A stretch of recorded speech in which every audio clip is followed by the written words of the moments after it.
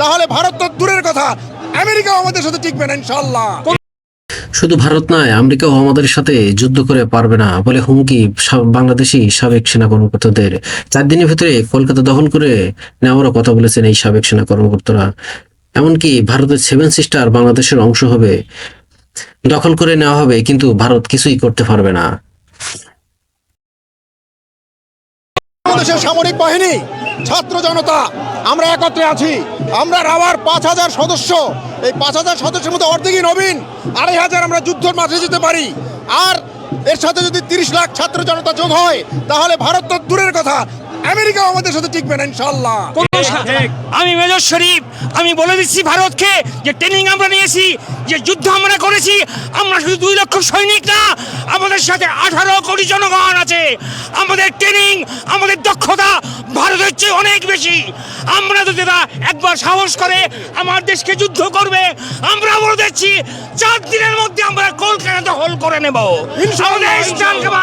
আমরা দখল করে নেব, আসাম দখল। ভারতে বাংলাদেশের হাইকমিশনে হামলা এবং জাতীয় পতাকা অবমাননা দেশের স্বাধীনতা ও সার্বভৌমত্বের প্রতি হুমকি মনে করে তাদের ব্যাপারে নতজানু পররাষ্ট্রনীতি থেকে বেরিয়ে আসার জন্য সরকারের প্রতি আহ্বান জানিয়েছেন সশস্ত্র বাহিনীর সাবেক সদস্যরা। সাম্যের ভিত্তিতে পররাষ্ট্রনীতির দাবি তাদের।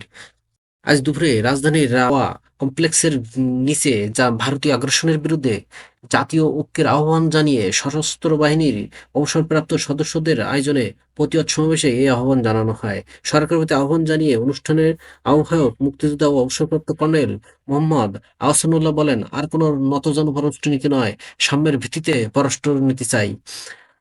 কোনো ধরনের নতজানু নীতিকে কোনো অবস্থাতেই আমরা আশ্রয় দেব না।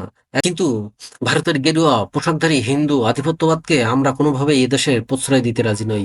তিনি বলেন, তাদের সর্বশেষ উদ্বেগ ছিল আগরতলা এবং কলকাতা বাংলাদেশি দূতাবাসে আক্রমণ চালানো এবং আমাদের বাংলাদেশের পতাকাকে অবমাননা করা। আমরা এই ঘটনাগুলোকে আমাদের স্বাধীনতা ও সার্বভৌমত্বের প্রতি হুমকি হিসাবে মনে করছি। এছাড়া ভারতের কিছু মিডিয়া ও রাজনৈতিক নেতা বাংলাদেশকে নিয়ে সার্বক্ষণিক বিষাদাগার করে চলেছে। দূতাবাসে হামলা মানে সে দেশের সার্বভৌম এলাকার উপরে হামলা। দেশের এই সংকটময় পরিস্থিতিতে এখন আমাদের সার্বভৌমের উপর হামলা হয়, আমাদের পতাকা পদদলিত হয়, তখন আমরা সশস্ত্র বাহিনীর সদস্যরা চুপ করে থাকতে পারি না। দেশের সার্বভৌম ও স্বাধীনতা রক্ষার্থে দেশের তরুণ ছাত্র ও শ্রমিক জনতাকে অগ্রণী ভূমিকা পালন করতে হবে। আমরা এখনো বেঁচে আছি, আমরা অবসরপ্রাপ্ত সৈনিক, আমরা ট্রেনিং জমা দিয়ে নাই, আমরা আকাশ থেকে ঝাঁপ দিয়ে পড়তে পারি, আমরা কমান্ডো। একবার যদি চিন্তা করো বাংলা আঘাত করবা, আমরা বলে দিচ্ছি 7 দিনের মধ্যে কলকাতা, আসাম, ত্রিপুরা আমরা দখল করে ফেলবো। আমরা সৈনিক, আমরা মরে যাই নাই, আমরা সৈনিক, আমরা ট্রেনিং জমা দিয়ে নাই। আমি লন্ডনে থাকি, আমি লন্ডন থেকে এসেছি, পাশে আমার কথা বলে আমরা বলে দিচ্ছি, আমরা ইন্ডিয়া, আমরা মোদি, আমরা তোমাদের বলে দিচ্ছি সাবধান হয়ে যাও। আমাদের দেশে হিন্দু, খ্রিস্টান, মুসলিম সবাই আমরা সমান। আমরা হিন্দু এর তীব্র নিন্দা করছি এবং ভারতের বিরুদ্ধে আমরা এটা সুষ্ঠুভাবে প্রতিবাদ করছি। ভবিষ্যতে যদি ভারত এগুলা সংশোধিত না হয়, আমরা সকলে দেশের 18 কোটি মানুষ একসাথে হয়ে এটার প্রতিবাদ করব ইনশাআল্লাহ। ভারত আমাদেরকে উত্তেজিত করার জন্য এটা করছে। ভারত জীবনও আমাদের পাবে না, বাংলাদেশের 1 ইঞ্চি মাটিও ভারতকে আমরা দিব না। ওদের বরঞ্চ ওদের জায়গা আমরা দখল করে নেব। 7 সিস্টার বাংলাদেশের অংশ হবে। যদি মোদি অমিত আগ্রাসী কোনো মনোভাব এরপর পরিচালনা করে, বাংলাদেশের 18 কোটি মানুষ তা সহ্য করবে না।